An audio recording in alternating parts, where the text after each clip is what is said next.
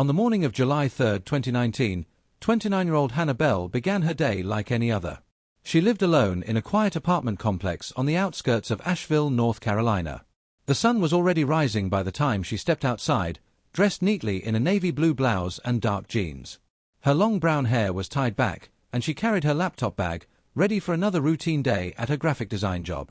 A neighbor's doorbell camera captured her leaving her apartment at exactly 7:12 a.m. She walked with purpose, locked her door, and headed toward her car. Everything about that footage seemed normal. Nothing about her body language suggested fear or stress. By 9 a.m., her absence at work raised concern. Hannah was always punctual, often arriving early. Her co-workers thought maybe she had car trouble or a morning emergency. But hours passed with no word from her. Calls to her cell phone went directly to voicemail. Her boyfriend, Matt, who lived across town, hadn't heard from her either. He became worried after multiple unanswered texts. When Hannah's mother, who lived in another state, received a call from Matt later that evening, she knew something was wrong. Hannah wasn't the kind of person to disappear or cut contact.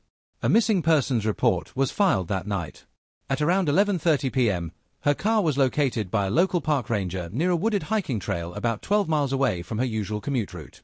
It was oddly parked, half in the grass, with the keys still in the ignition. The car was locked, but there were no signs of damage or theft. Her phone, wallet, and laptop bag were missing. A search was conducted in the area immediately, but there was no sign of Hannah Bell. She had simply vanished. In the days that followed Hannah Bell's disappearance, the investigation intensified. Detectives focused first on digital evidence, hoping her phone or social media could provide a lead. Cell tower data revealed that her phone had last pinged around 7:48 a.m., just minutes after the time her car was seen pulling into the parking lot near the hiking trail. Strangely, the ping came not from that area, but from an industrial zone located about 12 miles south. Investigators couldn't explain how her phone had moved so quickly or who might have had it. After that final ping, the phone was shut off and never turned on again. The surveillance camera near the trail entrance showed Hannah's car arriving but never recorded anyone getting out. The vehicle remained in view, but with its tinted windows, it was impossible to tell if she was inside or if someone else had driven it. No one nearby reported seeing her, and there were no witnesses who could confirm she had even been in that area at all. Police questioned everyone close to Hannah. Her boyfriend was cooperative and passed a polygraph test. Friends described her as responsible, stable, and happy in both her personal and professional life. She had no known enemies and no financial troubles. There were no recent changes in behavior, no signs she had been planning to leave or harm herself. Her social media showed a typical life, pictures of weekend getaways, artwork she had designed, and posts about upcoming plans. Nothing seemed out of place. Flyers were posted, news stations covered the case, and volunteers searched the surrounding woods and nearby lakes. Cadaver dogs were brought in, but found nothing. With each passing day, the leads thinned. No ransom calls, no clues, no trace. It was as if Hannah had disappeared into thin air. 8 months after Hannah Bell vanished, the case took an unexpected and horrifying turn. In March 2020, a storage facility just 15 miles from the hiking trail where her car had been found was undergoing routine clearance. The unit's renter had failed to make payments for several months, and the facility was preparing to auction off the contents. When staff opened the unit, what they found immediately stopped the process. Behind a stack of old furniture and boxes, they discovered a false wall. Behind that wall was a hidden, soundproof compartment. Inside, there was a thin mattress on the floor, a set of restraints bolted to the wall, and an old space heater. The air was stale, and the space felt suffocating. Scattered around were a few personal items, an empty water bottle, torn pages from a book, and most notably, a navy blue blouse. Police were immediately called. The entire unit was treated as a crime scene. Forensic testing confirmed that the blouse belonged to Hannah Bell. DNA samples also revealed traces of her skin and hair in the makeshift room. Whoever had held her there had gone to great lengths to hide her, and then vanished without a trace. Records showed that the unit had been rented under the name Daniel R. Keller, but the ID and contact details used were fake. Investigators traced financial records connected to the rental and eventually linked the payments to Lucas Derrin, a 44-year-old handyman. He had once done minor repair work at Hannah's apartment complex and was remembered by some residents as quiet and strange, but unremarkable. When authorities attempted to locate Lucas, they found his residence abandoned. His phone was disconnected, and his car was later discovered burned out on a remote forest road. Lucas Derrin had disappeared, just like Hannah once had. As investigators dug deeper into Lucas Derrin's background, unsettling connections began to surface.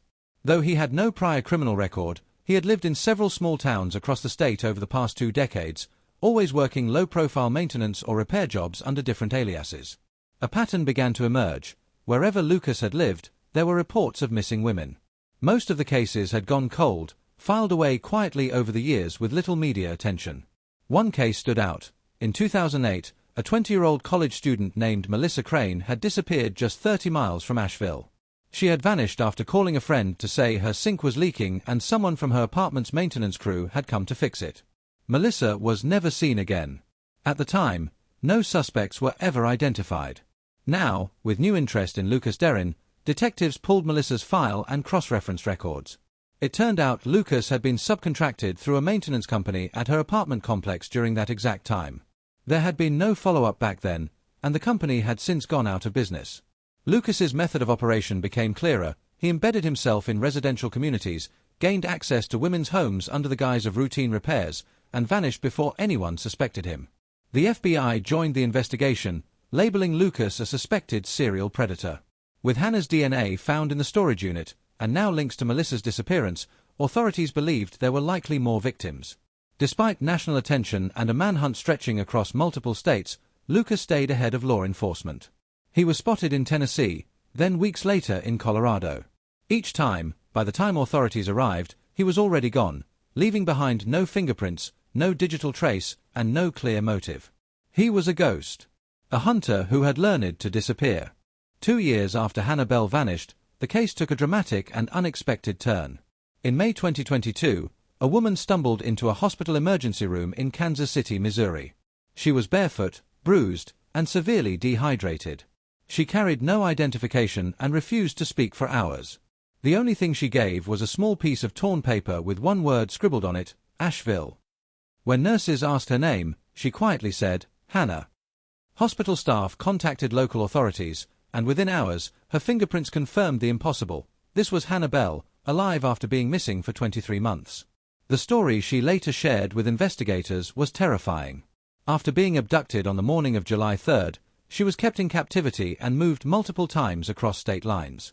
She had been held in basements, storage units, and isolated cabins. Her captor had controlled every part of her life, what she ate, when she slept, and where she was moved next. Hannah described Lucas Derrin in chilling detail, his routines, his moods, his methodical approach to avoiding detection. He had no phone, used cash only, and always changed vehicles. But one mistake gave her a chance. Lucas left her unchained inside a remote farmhouse in rural Missouri, thinking she was too weak to escape. But Hannah found an unlocked door and ran until she found help. Her information led authorities to 2 shallow graves in different states, both containing the remains of unidentified women. Forensic teams are still working to identify them. Weeks later, Lucas Derrin was tracked to a cabin in Utah. As law enforcement surrounded the property, he refused to surrender. A brief standoff ended with him taking his own life. Hannah now lives under a new name, far from Asheville. Her survival stunned the nation, but she remains a symbol of strength in the face of unthinkable horror.